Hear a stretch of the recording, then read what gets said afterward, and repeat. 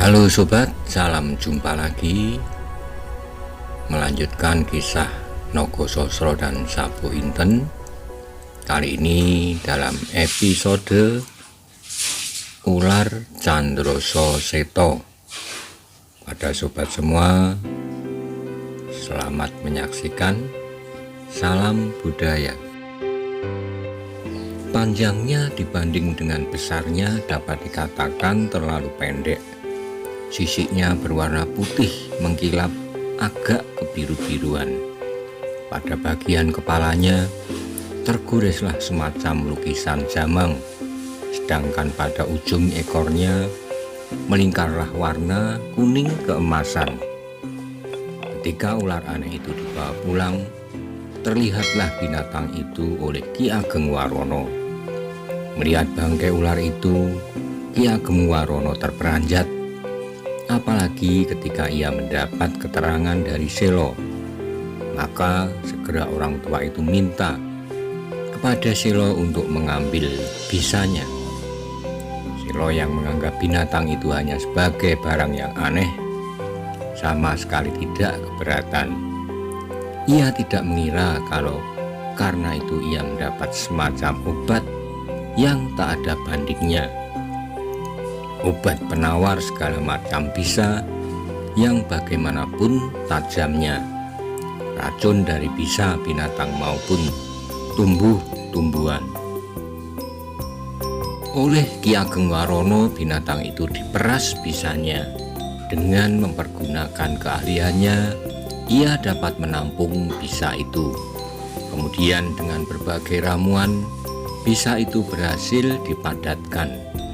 Tetapi hanya tinggal kecil sekali, hanya kira-kira sebesar biji kacang tanah. Biji sari bisa ular ajaib itu dihadiahkan kepada Ki Ageng Selo. Meskipun Ki Ageng Warono minta sebagian kecil, Ki Ageng Selo pun sama sekali tidak keberatan. Dengan biji bisa itu, Ki Ageng Warono telah membebaskan dirinya sendiri dari berbagai macam bisa. Juga Ki Ageng Selo dan bahkan Maiso Jenar sebagai seorang sahabat karibnis dari Selo mendapat kesempatan untuk menikmati khasiatnya pula. Oleh Ki Ageng Warono, biji bisa ular itu direndamnya dalam air yang kemudian dengan mempergunakan duri yang telah direndam di dalam air itu untuk menusuk simpul-simpul jalan darah. Dengan demikian mereka tawar dari segala macam bisa. Maiso Jenar sebagai sahabat paling dekat Ki Ageng Selo tidak hanya mendapat kesempatan membebaskan diri dari segala pengaruh bisa dan racun, tetapi ia juga mendapat hadiah dari sahabatnya sebagian dari biji bisa itu. Maka diceritakannya semua itu kepada Ki Asem Gede tentang ular yang bersinar putih kebiru-biruan serta tentang biji bisa ular itu. Barangkali biji bisa itu dapat dipergunakan untuk mengobati kaki Wirosobo sebagaimana bisa ular Gundala Seto. Ki Asem Gede dan Mantingan mendengar cerita itu dengan penuh perhatian. Wajah Ki Asem Gede sebentar tampak berkerut, sebentar terkejut, kemudian sebentar menjadi cerah untuk seterusnya muram kembali. Tetapi kemudian tiba-tiba jadi bersinar terang. "Anak mas," kata Ki Asem Gede kemudian setelah Maiso Jenar selesai bercerita, "Ki Ageng Warono adalah raja dari segala tabib. Sayang aku sampai sekarang belum pernah berkesempatan bertemu dengan beliau. Sebab beliau adalah seorang yang aneh. Sebentar nampak, sebentar menghilang. Berbahagialah anak Mas Nis dari Selo dapat bertemu dengan orang tua yang aneh itu. Dan berbahagia pula lah anak Mas Maiso Jenar bersahabat dengan anak Mas Selo.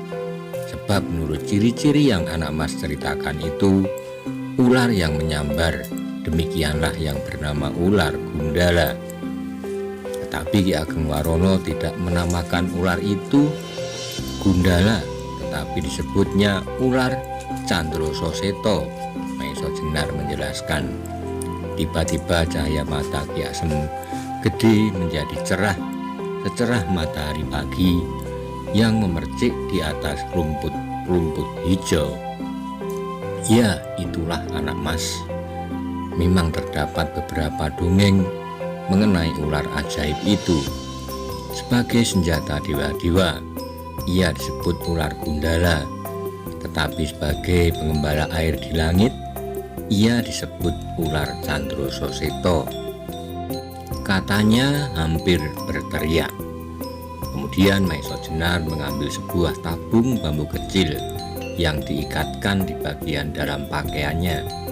Tapi meskipun obat itu tak pernah terpisah dari tubuhnya, bahkan ia pernah mendapat tusukan di simpul jalan darahnya oleh Ki Ageng Warono, namun ia masih belum pernah melihat bukti khasiatnya. Ki Asem Gede menerima benda itu dengan dada berdebar. Diamat-amatinya benda itu dengan seksama. Anak mas Maiso Jenar, marilah kita lihat khasiat benda ini, katanya.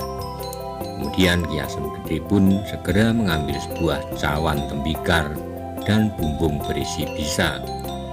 Segera biji bisa ular itu direndamnya di dalam air, lalu diteteskannya bisa dari dalam bumbungnya ke dalam air rendaman itu. Setelah biji bisanya disisihkan ke dalam tempat yang lain. Apa yang terjadi sangatlah mengejutkan. Air di dalam cawan itu menjadi seakan-akan menggelegak dan mendidih. Maka setelah timbul beberapa gumpal asap, air di dalam cawan itu menjadi surut. Akhirnya, sesaat kemudian air itu menjadi tenang kembali. Semuanya memandang peristiwa itu tanpa berkedip. Kemudian berkatalah Ki Asem Gede, ini adalah suatu benturan langsung antara dua jenis bisa tanpa perantara. Maksudnya adalah bahwa kedua jenis bisa itu tidak bekerja atas suatu zat. Misalnya yang satu membekukan sedang yang lain mencairkan darah.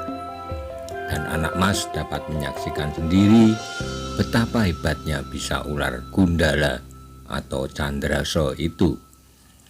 Maiso Jenar termenung sejenak, lalu katanya, kalau begitu, dapatkah Ki Asem Gede mengobati kaki Kakang Wirosobo? Aku akan coba, tetapi harus perlahan-lahan, sebab bisa di dalam tubuh Wirosobo telah bekerja terlalu lama. Kalau tubuhnya itu tidak mempunyai daya tahan yang luar biasa, ia telah lama binasa. Karena itu aku tidak berani mengobatinya sekaligus. Benturan yang berlebihan di dalam tubuhnya antara dua jenis bisa itu akan dapat membunuhnya. Dan untuk itu akan memerlukan waktu, jawab Ki Asem Gede. Akhirnya Ki Asem Gede minta kepada Maiso Jenar untuk diizinkan meminjam biji bisa itu. Ia akan mencoba sedikit demi sedikit mengobati kaki Wirosobo yang bertahun-tahun tak dapat dipergunakan. Sementara itu malah menjadi semakin dalam. Bunyi jangkrik terdengar saling bersautan dengan gemersik daun yang digerakkan oleh angin malam sejuk. Sementara itu Ki Asem Gede atas nama anak menantunya mempersilahkan kedua tamunya untuk beristirahat. Tetapi malam itu Maiso Jenar sama sekali tidak berhasrat untuk tidur. Ketika ia sudah membaringkan dirinya, teringatlah kembali semua peristiwa yang dialaminya pada hari-hari terakhir. Maka barulah terasa penat-penat di bagian-bagian anggota badannya. Selain itu terngianglah kembali semua cerita Samparan pada saat terakhir sebelum menghembuskan nafasnya yang penghabisan, tentang Loweju, tentang pertemuan yang akan diadakan oleh golongan hitam, tentang pusaka-pusaka Kiai Nogososro dan Sabu Inten, dan tentang seorang yang disebut oleh Samparan bernama Pasing Singan. Semuanya itu masing-masing bagi Maiso Jenar memerlukan perhatian-perhatian khusus. Sebenarnya kalau Lowo Ijo atas petunjuk Pasingsingan ingin mendapat pusaka Kyai Naga Sosro dan Sapu Inten dengan memasuki gedung perbendaharaan istana, ia pasti akan kecewa, sebab kedua pusaka itu sedang jengkar meninggalkan tempat penyimpanannya. Tak seorang pun yang mengetahui kemana perginya dan siapa yang membawanya. Sedangkan kepada Pasingsingan sendiri, Maiso Jenar tak habis-habis heran, bahkan hampir tak masuk akal kalau sampai Pasingsingan mempunyai seorang murid semacam Lowo Ijo. Pertemuan golongan hitam itu pun akan merupakan suatu peristiwa yang cukup menarik. Kecuali itu bila Lowo Ijo telah menyatakan diri untuk mengambil bagian dalam pertemuan itu. Pastilah bahwa pagi-pagi ia telah mempersiapkan diri. Ini berarti bahwa Lowo Ijo selalu berusaha untuk memperdalam segala ilmunya sampai sedalam-dalamnya. Apalagi di bawah asuhan seorang sakti yang bernama Pasingsingan.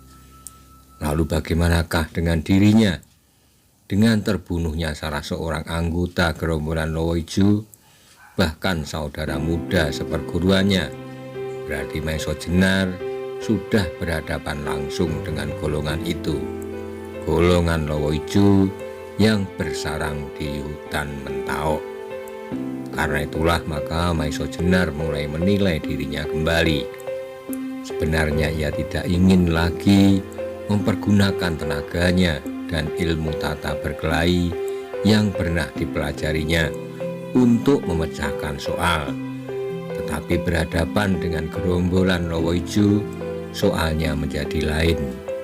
Terhadap gerombolan itu dan gerombolan hitam umumnya, ia tak dapat berbuat lain kecuali harus mempersiapkan diri dalam keadaan siaga tempur. Maka tanpa sadar Maiso Jenar mengamat-amati tangannya dengan jari-jarinya yang kokoh kuat. Telah berapa jiwa melayang karenanya selama ia berusaha menegakkan keadilan dan kemanusiaan. Dan sekarang tangan ini harus siap membunuh pula, juga untuk menegakkan keadilan dan kemanusiaan. Bahkan alangkah menariknya untuk mengetahui pula kejadian-kejadian dalam pertemuan yang akan diselenggarakan oleh golongan hitam itu pada saat purnama naik bulan terakhir tahun ini. Maka dengan tidak sengaja pula Maiso Jenar bangkit dan berjalan mundar-mandir di dalam ruangan itu. Malam sudah begitu dalam dan sepi, kecuali suara-suara binatang malam yang sekali-sekali memecah sunyi. Pada saat yang sedemikian, tiba-tiba saja timbullah keinginan Maiso Jenar untuk mencoba kembali kekuatan tenaganya. Mungkin akan berguna nanti kalau ada kesempatan. Bukankah suatu hal yang baik sekali untuk membinasakan segala tokoh-tokoh hitam pada saat mereka berkumpul? Tetapi mereka pun bukankah kumpulan anak-anak kecil yang dapat ditakut-takuti oleh seekor anjing yang sedang menggonggong? Belum lagi Maiso Jenar mendapat sasaran untuk memulai, tiba-tiba didengarnya sayup-sayup suara yang bergetar panjang, mendirikan bulu roma. Suara itu menggetarkan udara seperti getaran gelombang pantai. Bagi penduduk Pucangan, suara itu memang sering terdengar, bahkan hampir setiap malam. Apabila Kademangan itu telah terbenam dalam sunyi malam, setiap penduduk Kademangan yang mendengar suara mengerikan itu, tubuhnya tentu akan menggigil karenanya. Tetapi sebaliknya adalah Maiso Jenar. Mendengar suara itu tiba-tiba timbullah kegembiraannya. Dengan lincahnya ia segera meluncat turun ke halaman. Untuk beberapa saat ia berdiri mendengarkan dari mana arah suara yang menggetarkan itu. Maiso Jenar merasa bahwa ia akan mendapat kawan berlatih yang baik. Maka kemudian dengan tidak berpikir panjang, segera ia meloncat dan seperti kilat berlari ke arah suara yang menarik hati itu, agak jauh di luar pedesaan. Ketika sekali lagi suara itu terdengar semakin panjang, Maiso Jenar menjadi bertambah gembira, sehingga ia semakin mempercepat langkahnya. Tampaklah ia kemudian seperti bayangan yang terbang dalam kegelapan. Setelah berapa lama berlari, Maiso Jenar menghentikan langkahnya. Dari sinilah arah suara tadi terdengar. Dengan hati-hati dan penuh kewaspadaan, ia mengamat-amati keadaan di sekitarnya yang penuh semak-semak dan rumput-rumput ilalang yang tumbuh liar. Tiba-tiba telinga Maiso Jenar yang tajam menangkap suara berdesir dari dalam semak-semak itu. Cepat ia membalikkan diri ke arah suara itu dan bersiaga. Apa yang dicari kini telah muncul dari balik batang-batang ilalang. Maiso Jenar tersenyum ketika dilihatnya seekor harimau loreng sangat besar, hampir sebesar kerbau, memandangnya dengan keheran-heranan. Matanya yang kehijau-hijauan memancar seperti lentera yang menyorot kepadanya. Untuk beberapa saat harimau itu berdiri mematung. Agaknya harimau itu heran, manusia manakah yang telah mengantarkan dirinya sendiri untuk menjadi santapan malamnya. Ketika harimau itu perlahan-lahan maju ke depan, darah Maiso Jenar berdesir juga, alangkah besar dan garangnya. Dan dengan tidak sadarnya, kembali Maiso Jenar mengawasi tangannya serta jari-jarinya yang kokoh kuat.